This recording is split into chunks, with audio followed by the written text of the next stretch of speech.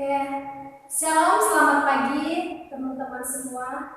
Ya, hari ini saya akan mempresentasikan hasil makalah saya. Sebelum kita memulai presentasi ini, mari kita berdoa. Tuhan Yesus, saat ini kami mau belajar, Tuhan pimpin kami dari awal pertemuan sampai akhirnya. Di dalam nama Tuhan Yesus kami berdoa, haleluya, amin. Baiklah, adapun judul makalah yang diberikan kepada saya oleh dosen pengampu yaitu Pak Yoel Benyamin tentang tempat penantian sementara bagi orang mati. Kita akan masuk dalam bab 1 yaitu pendahuluan. Adapun di sana latar belakangnya, kematian adalah sebuah fenomena yang manusia alami. Tapi tidak dengan kebangkitan. Hampir setiap hari melihat kematian sebagai sebuah wacana, realitas dari kehidupan. Bahwa kehidupan diakhiri dengan sesuatu yang namanya kematian. Ketika seseorang sudah meninggal atau dinamakan mengalami kematian, dalam makalah ini menjelaskan bahwa ia belum langsung ke surga, melainkan berada dalam tempat penantian, artinya mereka belum dikatakan mengalami kematian yang kekal. Kita akan masuk dalam rumusan masalah. Yang pertama itu, apa itu kematian? Yang kedua, apa yang dimaksud tempat penantian sementara bagi orang mati? Yang ketiga, bagaimana keadaan manusia setelah mengalami kematian? Adapun tujuannya adalah, yang pertama, untuk mengetahui apa yang dimaksud dengan kematian. Dan yang kedua, untuk mengetahui apa yang dimaksud dengan tempat penantian sementara bagi orang mati. Dan yang ketiga, untuk mengetahui bagaimana keadaan manusia setelah mengalami kematian. Baiklah, kita akan masuk bagian bab yang kedua, yaitu pembahasan. Judul besarnya bagian A, pengertian kematian. Dari kematian ini ada dua konsep yang dapat kita pelajari hari ini yang kita lihat. Yang pertama, konsep kematian dalam perjanjian lama. Dalam sebagian besar perjanjian lama, kematian memimpin kepada sebuah bayangan, keadaan insubstansional atau disebut dengan tidak mendasar dalam dunia bawah yang disebut Sheol. Nah, itu adalah pandangan dari perjanjian lama. Kemudian yang kedua yaitu konsep kematian dalam perjanjian baru. Dalam perjanjian baru sebagai literatur klasik, terdapat beragam kata yang digunakan untuk menggambarkan kematian dan mati sebagai kejadian-kejadian yang mengingatkan manusia bahwa kehidupan adalah sesuatu yang berakhir yang tidak dapat dikembalikan. Saya percaya semua orang mengakui ini bahwa yang namanya kematian itu tidak ada orang yang dapat mengendalikannya. Jadi Tuhanlah yang tahu kapan kita akan mati, kapan kita akan meninggalkan dunia ini.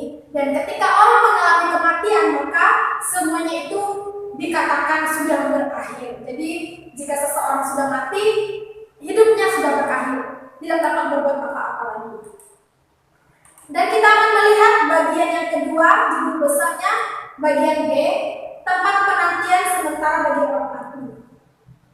Dalam hal kematian ini, banyak orang yang beranggapan bahwa setelah mengalami yang namanya kematian, maka hanya ada dua tempat yang akan dituju olehnya, yaitu yang sering kita dengar adalah surga dan neraka.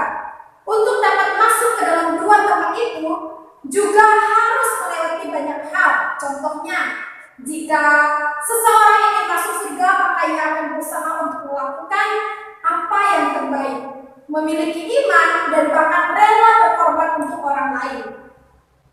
Begitu juga sebaliknya, jika seseorang yang dikatakan akan masuk neraka adalah mereka yang selalu melakukan kejahatan, dosa, dan bahkan mengkhianati kepercayaan sendiri. Oke, kita akan melihat ada beberapa pendapat yang dapat dilihat di bawah ini.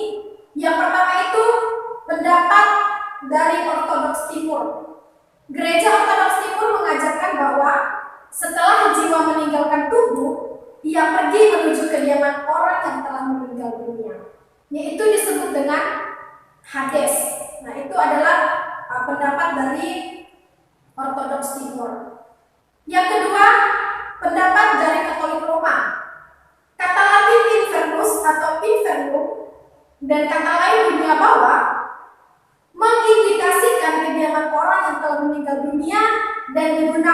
sebagai padanan kata Yunani yang disebut juga dengan Hades.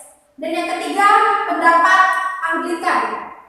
Katekis Anglikan menyatakan bahwa terdapat suatu keadaan peralihan antara kematian dan kebangkitan, di mana jiwa tidak tidur dalam ketidaksadaran, tetapi berada dalam kebahagiaan ataupun kesengsaraan sampai mengalami dengan tubuhnya dan menerima penghargaannya yang terakhir. Dan yang terakhir adalah pendapat oleh Metodis.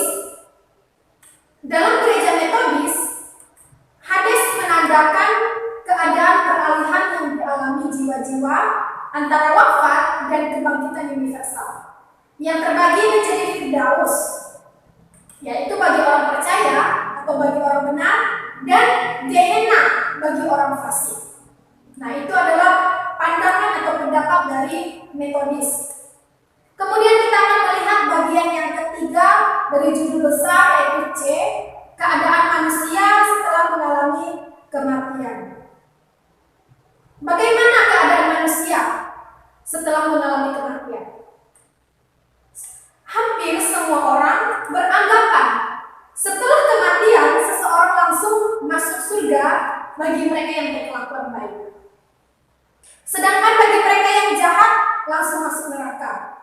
Nah, sebenarnya setelah seseorang menghembuskan nafas yang terakhir, mereka sebenarnya tidak langsung masuk surga atau langsung masuk neraka. Seperti buku yang telah saya baca yang berjudul tentang eskatologi, bahwa di sana mengatakan ketika Tuhan Yesus datang di kali yang kedua menjemput manusia, menjemput orang-orang percaya, maka di sana akan dibangkitkan baik orang mati, bahkan orang yang percaya yang ada di bumi ini akan diangkat. Nah, di sana mereka akan mengalami pertemuan di angkasa bersama dengan Tuhan. Jadi di sini bahwa orang yang telah mengalami kematian, mereka tidak langsung masuk surga ataupun masuk neraka. Ya, jadi kesimpulannya adalah dari makalah ini bahwa manusia tidak dapat mengendalikan dirinya dari hal yang namanya kematian. Dan yang namanya kematian adalah berakhirnya semua kegiatan dari seseorang yang mengalami kematian. Dan juga inti dari makalah ini bahwa tempat penantian sementara bagi orang mati adalah mereka akan berada tadi yang di beberapa pendapat itu Hades atau Sheol. Nah, itu adalah tempat. Jadi ketika nanti Tuhan Yesus datang yang kali yang kedua, di sana orang-orang percaya akan berkumpul, akan bertemu di udara, di angkasa bersama-sama dengan Tuhan. Kesimpulannya adalah dalam pembahasan makalah ini menjelaskan apa yang dimaksud kematian, bagaimana keadaan seseorang yang sudah mengalami kematian, dan bagaimana proses kematian tersebut. Jadi pada dasarnya semua manusia akan mengalami yang namanya kematian. Dalam makalah ini menjelaskan 3 hal di atas, di mana setiap orang yang sudah mengalami kematian secara fisik akan berada di tempat penantian sementara dalam menanti masa hari penghakiman atau kedatangan Tuhan Yesus yang kedua kalinya. Sarannya adalah sebagai manusia yang hidupnya tidak tahu entah sampai kapan, maka marilah kita saling mengingatkan dan menasihati satu sama lain, karena dalam hal kematian ini tidak ada satu orang pun yang dapat mengendalikannya.